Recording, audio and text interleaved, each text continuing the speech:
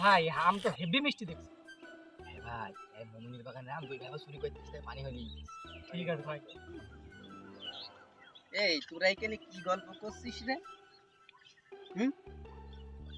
এই আম খাচ্ছিস, আম পেয়েছিস কোনে তোরা?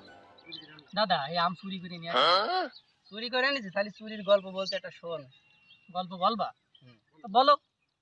বিশাল ঝড় হয়েছে আমাদের গ্রামে, কোনো জায়গায় কারেন্ট নেই, গাছের আম সব পড়ে গেছে।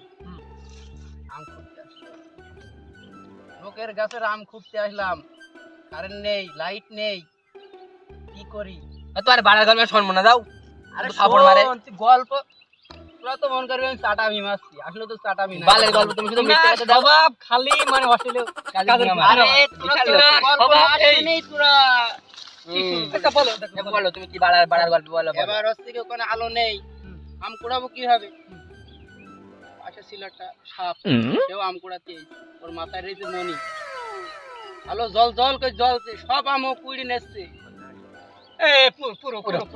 আমি জানি তোরা দাদা বিশ্বাস দেখে করবি না। কিরাম লোক পুরো আমি দাদা আমি জানতাম মিথ্যে কথা বলবি। আমি জানি তোরা বিশ্বাস করবি না।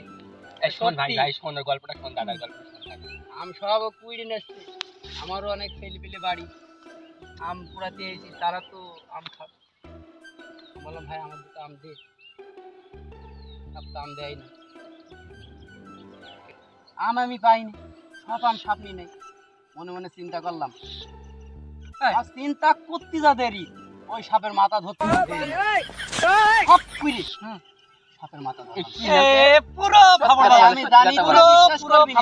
আচ্ছা বলো বলো সাপ দিকে দিন আম খাওয়া না। ধরে লম্বা করে টর্চ লাইট বেইনি, সাপ আম কুড়ি নিলাম। আর তুমি একটা যে কথা বললে যে তুমি সাপে, আরে তোরা বিশ্বাস করবি না, সাপ বলছে ভাই তুমি আম কুড়াতে এসো, আমিও আম কুড়াতে এসেছি, আমারও সেই কি সিটার বলে সাপ এখন কথা বলে? কথা বলে সাপে আরে শাকুন্দারের সাথে কথা বলতো, এই শালা পুরো পাগল। আরে গল্প শুনবে না। নাক নাকি